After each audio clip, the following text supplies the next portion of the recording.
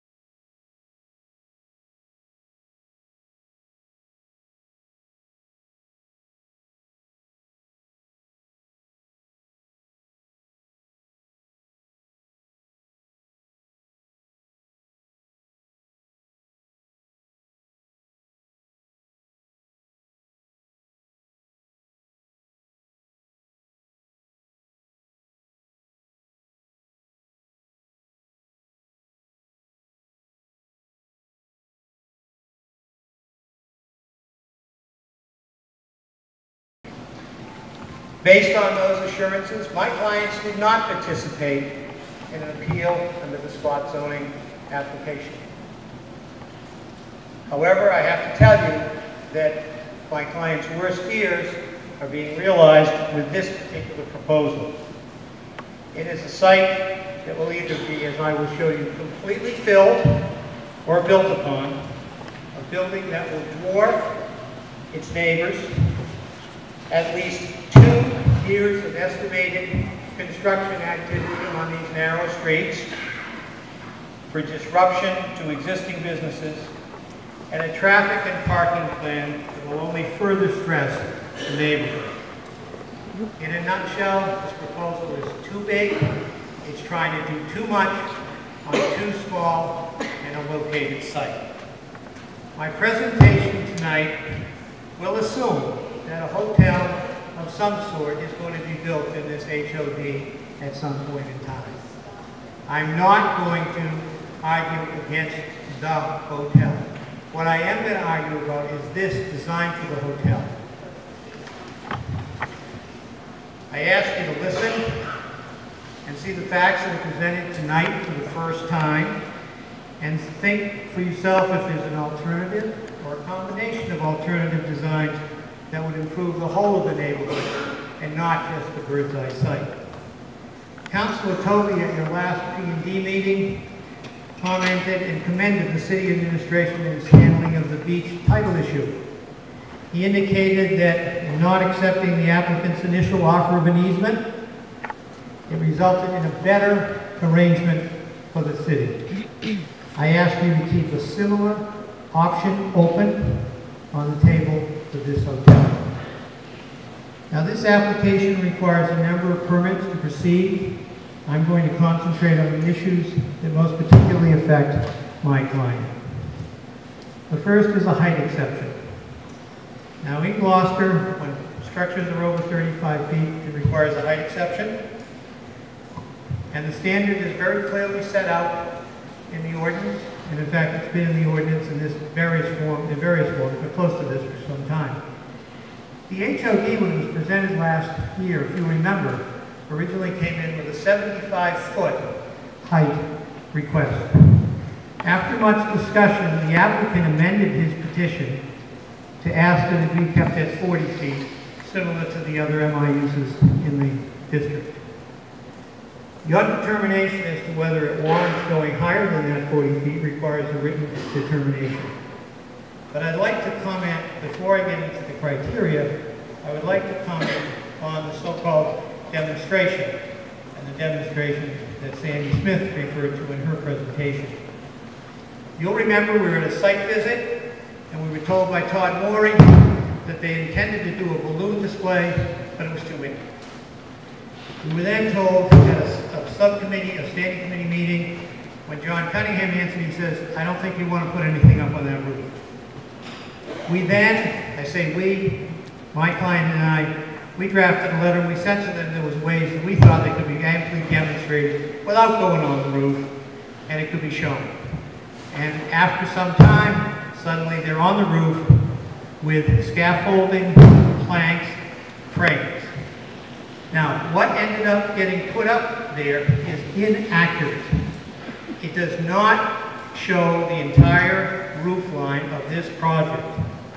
And anyone who thinks otherwise needs to think again. And don't be, lied to by the Times that said that the scaffoldings represent anything. They would represent the places where poles were to go. If you look at this pole right here, this is the Mortellaro building. That pole right there, I assume, since it starts at the other end of the ridge line near the Bird's Eye Tower, is supposed to be the end of that project, that ridge line, over by Ford Square. When you look at the plans, you'll see it comes within 15 feet of Ford Square. That pole is nowhere near 15 feet from the Ford Square area. Now this property here, there's been a lot of discussion about how this fits, and that goes to the consistency with neighborhood character. If you look at the, go back to one, on Mortellaro, okay, this picture was shown by, I think it was Sandy Smith. The Mortellaro building to the peak, to the bottom, is 17 feet high. The hotel, okay, so there's 17 and here's the ground. This image, that's 61, but that's 17. This is a Photoshop of the worst degree in trying to make that look like that fits. You do the math. The next picture, please. This is a picture which is again shown. Now you look, this is the existing Bird's Eye building and the freezer building. Look at the top corner over here. And that on the existing conditions plan is at a height of 29 feet. That's right on the existing condition plan that was submitted in the application. So that's 29 feet, and if you carry it over by the telephone pole, 29 feet, it almost is at the top of the favazza house. This was incidentally the picture that was in the Times today. Here's ground level. Next photo.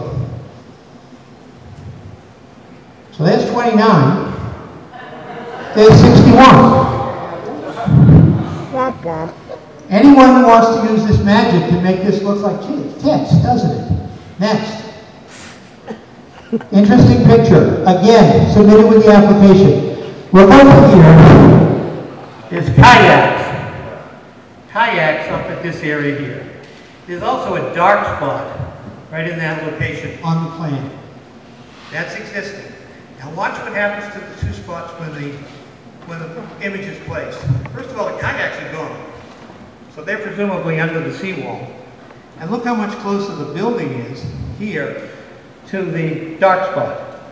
Now, you've been told all along the building's being pushed back. The demonstration for compatibility with the site pushes it all forward. Next application. This is another picture. In fact, this was sort of the picture that appeared in the paper with all the signatures under it. Again, look at the favazza building here, and look at the favazza building there. Now, when you go to this picture here, you'll see that there's a space between the favazza building and the building at the end. Now go back one, Joel, please. Okay? See where the building comes down? This section is going to be right up against the favazza building. Those people who stood at the site visit with us, it looked like there was going to be a space between the edge of the building and the other. No. Forward. See what's happened? Probably worn out.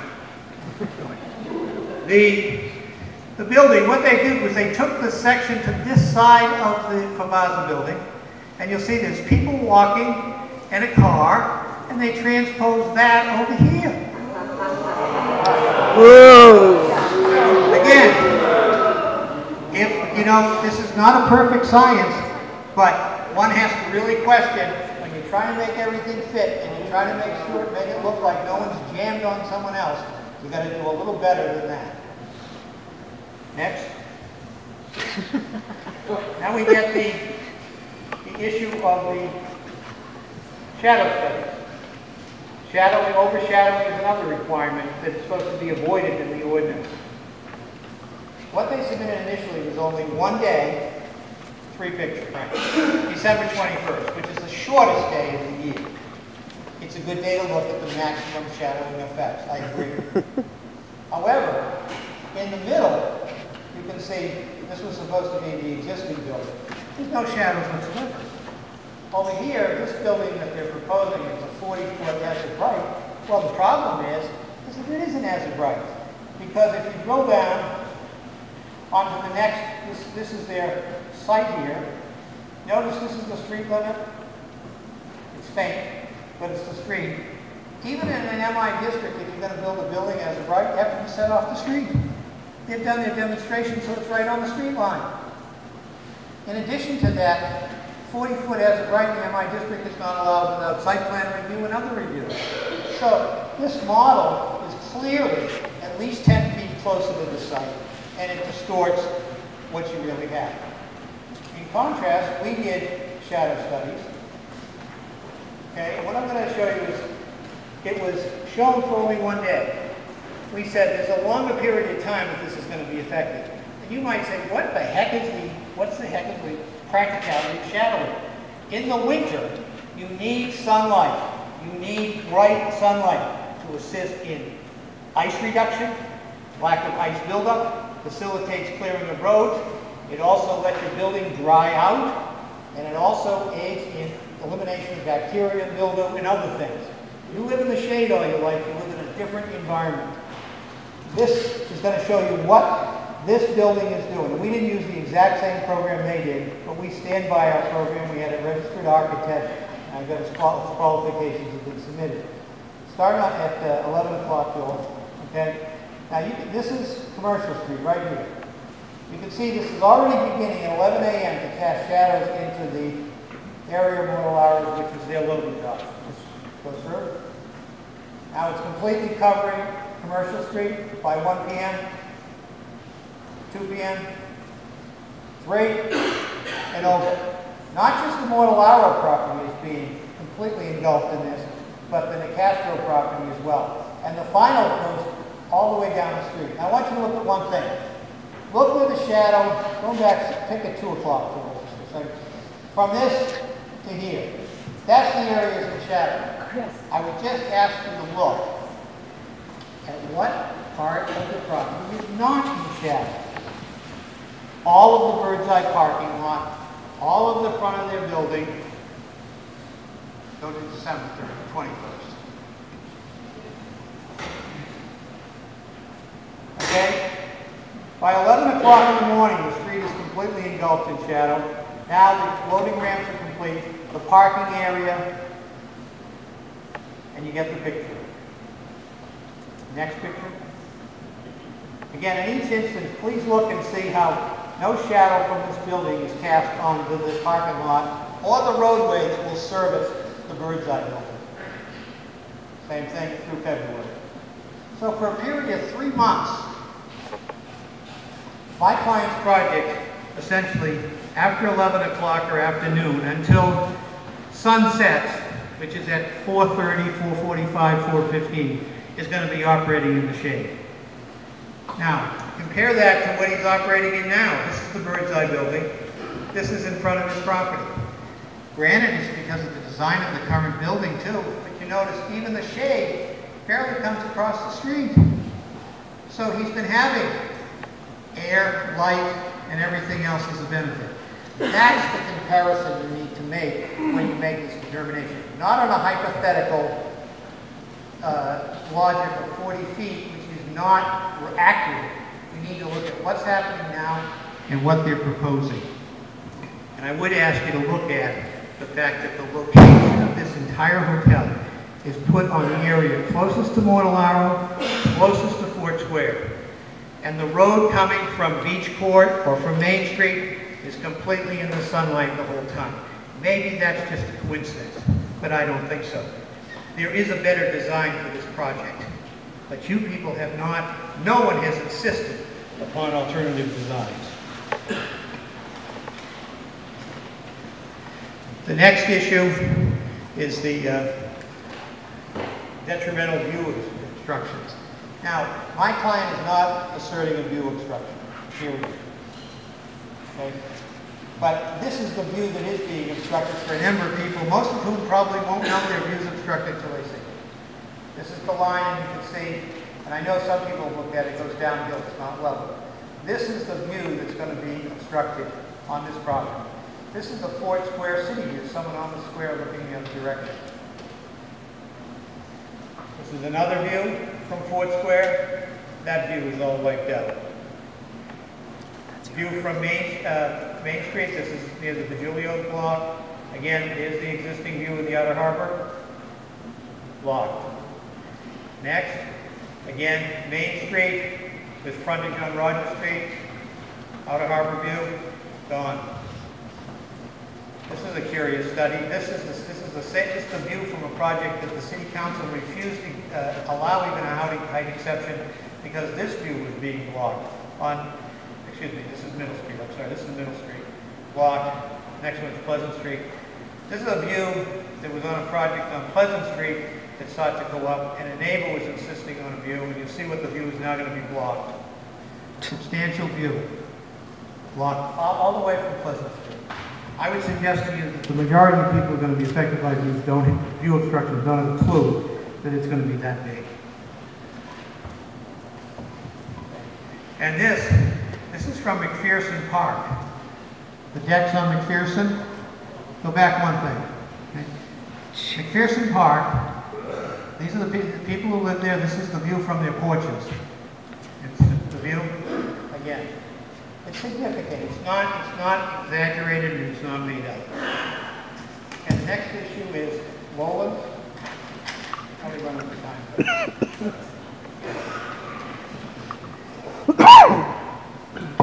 Lowlands is an issue for you people. The standard is whether there's a danger or hazard to health and safety. Now, if we go to the first slide, please. We did this markup. This is the drainage plan that Mr. Morey's firm prepared. The yellow is where there's going to be an addition of fill. In this area here, the fill is coming up from less than 10 all the way up to 11. In this greenish area, it's coming up from 9 or less up to 10. And this little blue triangle here is 9. In addition to that, the entire of the loading ramp right now that's on the site is going to be filled. That's approximately 5,900 square feet is going to be filled. And even the new loading ramp is going to be 300 cubic yards in the existing parking lot. This fill is going over 32 feet, you heard him say today, 32 feet over to the building, and all of that is being filled also. There's over 500 cubic yards of fill coming into this site. Now he says That's no more than 4.5 inches per average. Well, that's not exactly true because there is no such thing as an average on slope.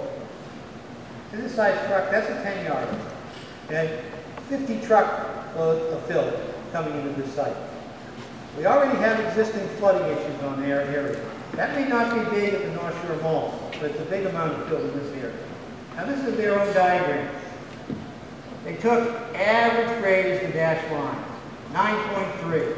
They're coming up to 12 so that they can get into their garage. Now you see what's happening here? All of that between that solid line and the dash line is filled. All of that is also being sloped carefully towards the bell property. All of that water, all of that land will not be subject to flood inundation like everyone else before. Also, you remember when we were down on the site visit, he said, well, this is just a really gradual slope. I don't call that a gradual slope from the street up to that first garage door. There's a slope there and it's considerable. Now, you might say, well, what's the big difference here? You see over here where the seawall is going to be? The seawall is going to be constructed to elevation 13. And everyone keeps talking about the storms we've had the last couple of weeks or the last year or so. That's not the storm that I'm concerned about. We can go back to this thing. The storm I'm concerned about is the one that's going to be similar to something that happened in New Jersey, similar to something happened in the 78 blizzard or the 91 storm. This whole area is not going to be barely breaching that, it's going to come over.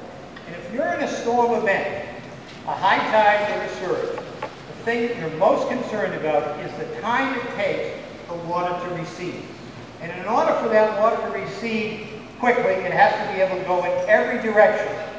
Allowing them to put this wall up so high and build that dam ensures that once it gets over that, under the lip of that dam, it's all coming to Commercial Street, all coming to my clients and other people's property. The point is that this should be flowing over that dam once the tide turns. As much as you can get over and out of the way, time is critical when you're in flooding situations. Next. Now, these storms that we've had recently, this was the March 8th storm. You know, he was talking about FEMA talks about a 5-foot wave. These are nowhere near 5-foot waves. But look at what they're coming from building. They're building, the wind was coming out of the north. You can actually see the waves being pushed back by the wind on this thing. The wind had changed early in the morning. And this is what it's coming against the building now.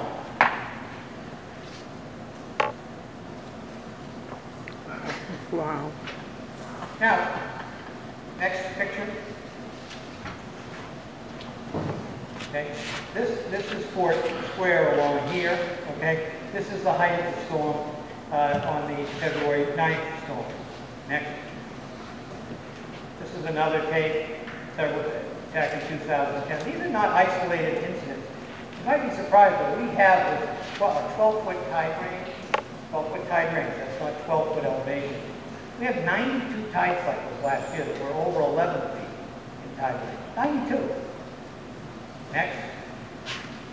Now you remember when we were down there and they drew this little red mark on the building? This was showing, and this is where he's talking about this breach. I know Mr. Morey said it was just a couple of inches, that's a few inches among friends, but that doesn't look like just a couple of inches. But in any event, here's the point. They're talking about moving the building back to that line, moving the seawall back 8 to 9 feet. With everything you've seen, read, know, does it make sense for you people to put your print on that and say, that's good, let's get it back? There's no reason to take a chance. This is what it looks like in so-called Nemo. That's the water coming over the parking lot and going down in the next picture. And where does it inevitably go? Commercial Street. There is a better design that can be put together for this. Now I'm going to skip through because I don't want to spend time on these things. I'd rather have address the quality of the natural environment. The only natural environment that's on this site is the beach. And you people have fought hard to make it public, and I think you need to fight just as hard to make sure it's there for our children and their children, and not gone tomorrow. turn it over to Joel. Can everyone hear me all right? For the record, my name is Joel Favazza, 111 Main Street. Today I'm going to briefly talk about Pavilion Beach. Tonight and in previous meetings, there's been a lot said about Pavilion Beach by some people who have only taken interest in it in the last 12 months. Hopefully I can set the record straight tonight. I'm going to go over a brief history of the beach, explain the changes it's undergone, I'll explain the risks it's facing currently with this proposed seawall. Some of the things we've heard Pavilion Beach is remarkably stable. It's not true. It's actually undergoing constant change, and there's a lot of evidence to support that. You've heard Pavilion Beach is simply a pocket beach, just a little plat of sand being lost in harbor. That's not true either. In fact, what you see now as Pavilion Beach is a small portion of what Pavilion Beach used to be, and what Pavilion Beach could be if treated properly. Now you've also heard, and they corrected their numbers tonight, and I applaud them for that. We've been hearing that we had a 100-year seawall running the length of Beauport property. Tonight they were a little more precise. But again, their claim that there's no adverse impact is simply not true. And we've heard that there's no remaining dune activity, no remaining barrier beach activity, that the beach is basically dead, and that's not true either. Quick history lesson. Pavilion Beach used to be a wide, large, sandy beach. It stretched from the western side of the Fleming Canal all the way to the fort. This is a shot from 1870, taken approximately at the Fleming Canal, looking east toward the fort. And here's a shot in 1870 at the fort looking west toward the canal. Now, to me, that does not look like a pocket beach. That does not resemble Half Moon Beach. As to the seawall, again, very similar to the pictures we've seen, where there is no substantial wall, you have active dune processes, you have landward migration of sand. Where the wall has been in place, you have a drop in beach height, you have a narrowing of the beach. And again, this is only in the last 50 years. Further evidence to support that is comparative photography. This is 1960s, this is Fort Square, here's the corner where those stone steps are that we looked at earlier. You'll notice the height of the beach runs parallel with the height of this wall. And this is a photo taken a few days ago. You'll notice that the beach is steep, significant amounts of sand have been lost, boulders are exposed, a drain pipe is exposed, and just to clarify the record, this wall has actually had significant repair work. You can see this top of this wall has been repaired a couple times because it does deteriorate and fall in. So as it claims to stability, I don't see it supported by the evidence. So currently what we have on site is this last remaining dune area. Here you see it holding off the spring tide, and where the beach has been eroded, you see the waves impacting the existing building. And when that happens, you get scouring. Here's an example where a wave crashed against the building, energy transferred up and energy transferred down. The energy that went down took the sand with it. Now if you allow it to happen long enough, the beach height continues to drop, and eventually you get a drowned beach. It simply disappears. Now there's examples of this all over the United States, but you actually don't have to leave Cape Ann to see some examples. Another one right in the so-called protected harbor is Cressy's Beach. This is Cressy's Beach in 1900, wide, sandy, flat. Around 1934, the city erected a seawall at the back of Cressy's Beach. There's a postcard in 1935 showing the beach as was immediately after the wall went up. And of course, this is Cressy's Beach today. It's unrecognizable. It's devoid of sand, it's a boulder field, and you'll notice that the seawall has had to be rebuilt and built up many times because storms have come through and destroyed it. Another example here in Cape Ann is Good Harbor Beach versus Long Beach. Good Harbor uses an active dune system. Long Beach elected to use a concrete vertical seawall. This is a recent picture of Long Beach. Now, I want you to pay attention because we have a vertical concrete seawall with large boulders at the base for stability. Sounds awfully familiar to what's being planned for Pavilion Beach. Now, as to claims that Pavilion Beach is dead, it's no longer an active dune site, it's no longer a barrier beach, that's simply not true. This picture was taken in April of 2012. You see dune formations, you see vegetation, and then, unfortunately, in May 2012, you see a city tractor plowing through the dune. When he was done, the beach was leveled all the way to the wall of Beauport's property line. And that was coincidentally, and unfortunately, a month or so before the Concom third-party reviewer came to view the beach, at which time she failed to observe the dune. And this is why. However, left alone, the beach is fighting back. October 2012, dune rebounding. January 2013, dune height even higher. And again, as for no more active processes, again, in that, what they've been calling the breach, you have landward migration of sand, you have storm overwash depositing sand, and at the northern end of the parking lot, you have piles and piles of wind-blown landward migration, fine sand. So what does this all mean? It doesn't mean you can't build a hotel at the beach. It just means you have to evaluate some alternatives on the beach side of this property. And so far, no one has come forward, and no one has been asked to come forward, and no alternatives have been discussed. Now, for instance, do you realize if Beauport were to reconfigure their garage and move it north, only 10 feet from where it's planned to go right now, and put their seawall on the back side of their harbor walk, this project would restore 30 feet of width to Pavilion Beach. And that's 30 feet where natural barriers could be installed and maintained. And that's a better result. But you don't get the better result unless you push back on the applicant and say, you can do better, and you're going to need to do better, because this neighborhood, this city, and that historic beach deserves better. And that's what I'm asking you to do tonight. And I'll turn it back over to Mike.